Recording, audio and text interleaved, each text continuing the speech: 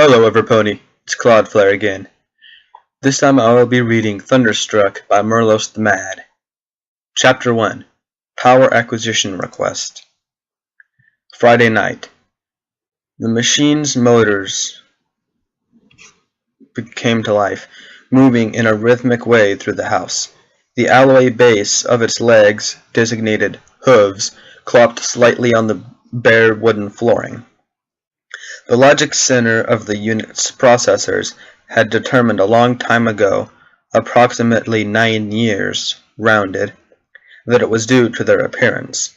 The base of its legs were not in fact real hooves at all. It did not make sense then for them to be designated hooves. The unit knew many things. It knew that its full designation was Sweetie Belle, and it could hop approximately 3 feet vertically with an error range of 2 inches, and of course that its maker was the keeper of the power outlet. It often, however, did not understand its maker, like many other things. Unlike many other things, Creator would also often go against the very logic program she had given Unit Sweetie. One such oddity was that it was programmed to request power, despite the presence of a storm in the area. It had determined that could be dangerous to its systems, something it was also programmed to protect. It could not act out against Creator's directive, though. Still, that was not a concern of Unit Sweetie's at the moment. It typically spent very little power or time processing Creator or her decisions. Creator was simple. Creator was simply Creator. For the time being, obtaining power was the unit's only primary directive. Without the power outlet, Unit Sweetie would shut down.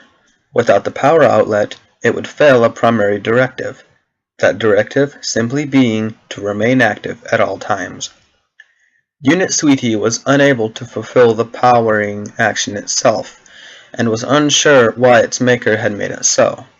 The processor's logic matrix could think of several things it could do to obtain power by itself, whether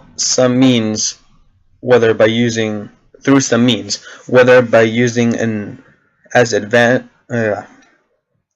something as advanced as very articles around the maker's house, or just utilizing its mouth. Despite this, Unit Sweetie Belle was programmed to always request its maker to plug it in, rather than use its designs and plans, things it made during its processor's period of low activity. It wasn't a part of the logic matrix to second-guess or resent or even object to this. It was just a program, no more alive than any other computer or software. The twin cameras that Unit Sweetie used for vision registered the darkness filling the house. It was difficult to see with the lack of normal light parameters, but that was acceptable. It could still make out obstacles. There were various other shapes moving in the building's darkness. They were designated real animals within the memory storage. It was important to avoid them, but if necessary, it was allowed by the programming to discourage them from interfering with the unit. The cameras tracked a small shape flitting through the shadows.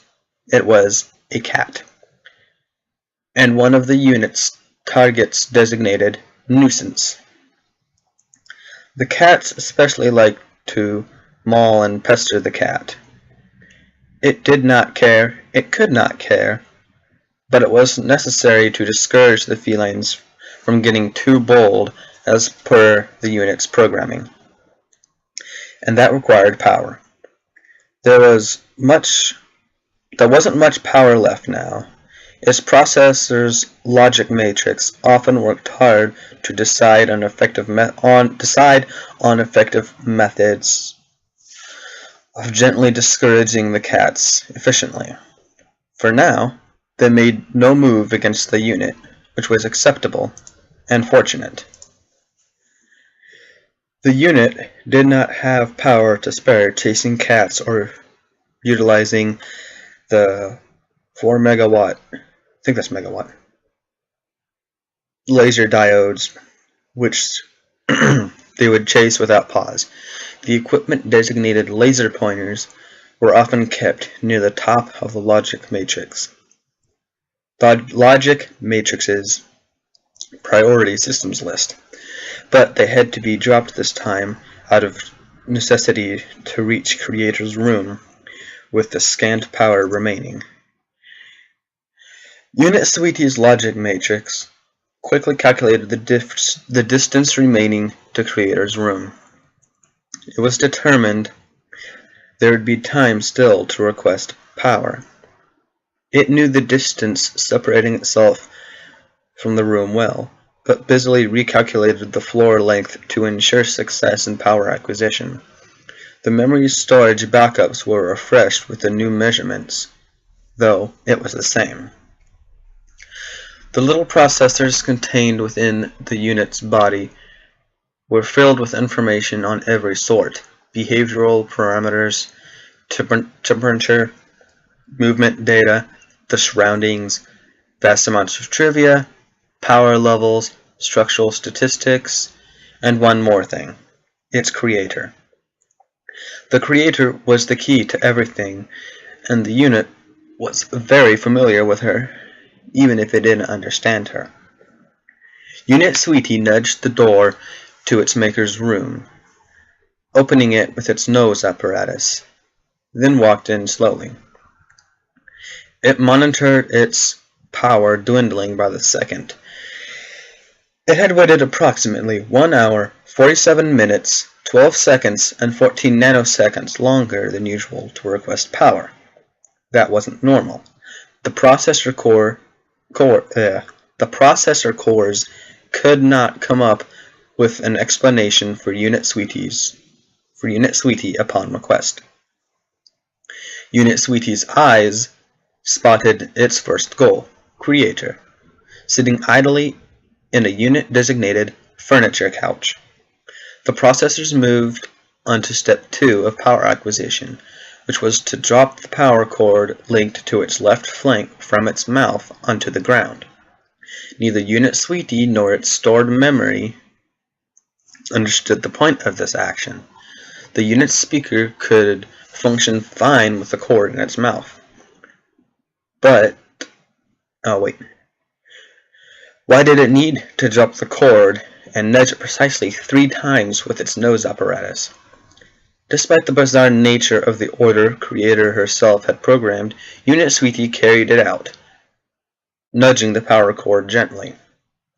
Then it moved onto phase 3. "Steph?" Unit Sweetie said aloud, the speaker in its mouth cooing the words in the gentle voice of a young child. It walked up, legs clinking softly in the night, and sat at the side of Creator's couch. "Steph!" Unit Sweetie whined aloud again. Its eyes scanned and ran over Creator's form, surrounded slightly by the nighttime darkness and only slightly illuminated by the glow of the television. Creator designation Stephanie snorted loudly on the couch, but did not rise or react outwardly. Unit Sweetie studied Creator's motionless form a moment, processing idly. Once apparent she would not in fact be waking up, it became initiating the 4th and final phase of power acquisition. In the case of Creator Stephanie undergoing nightly sleep phase, it was programmed to bite and pull at the cloth in the near vicinity of Creator Stephanie for approximately 10 seconds. If Stephanie did not awaken after the allotted time had passed, Unit Sweetie was to enter low power mode until inevitable shutdown. Shutdown was fine, of course, to something that lacked emotion, but was empty. Unit Sweetie could find no cloth in reach. Its vision did not detect the objective laid down by its maker. Quickly, it began to seek out what was required to fulfill its programming.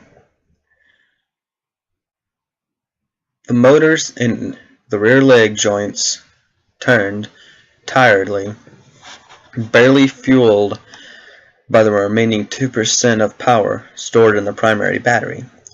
Unit Sweetie could not feel tired or pain, but the processor's activity while calculating power drain continued at a rate of 50% higher than normal for a full 4 seconds.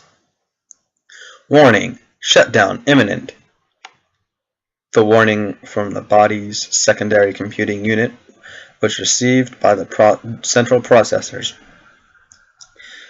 They were not distressed, they couldn't be, but they did recalculate whether they would meet their objective with the power remaining in them again and then again. The secondary computing unit complained a second time, repeating its message to the central processor without fail. Shutdown imminent. Unit Sweetie chose to deactivate this secondary computer. It would save power. The secondary computer was unnecessary. After 5 seconds, Unit Sweetie had managed to stand up on its hind legs beside Creator Stephanie's legs. The only cloth in sight was encircling Creator's waist. Without wasting any more time, as time was of the essence, Unit Sweetie pulled itself up onto the couch.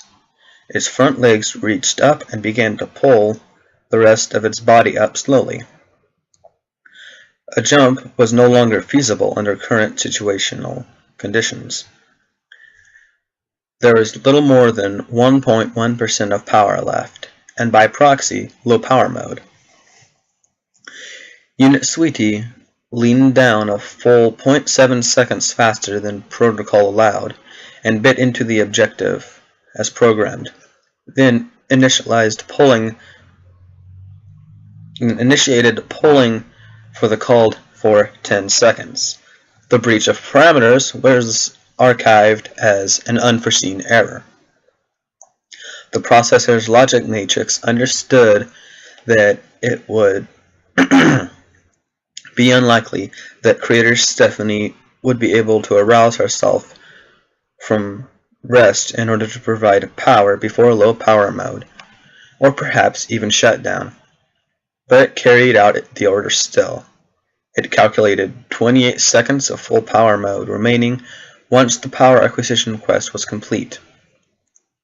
It would use that time to remove itself from the couch. Unit Sweetie was not allowed on the furniture. The processor had failed to remember that. And that, Mayors and Gentle Colts, was Chapter 1 of 10 of the story Thunderstruck. Next I will be reading Chapter 2, and I'm actually going to be recording that as soon as I'm done here, and then be uploaded for your enjoyment. Well, until next time, every pony, brony on.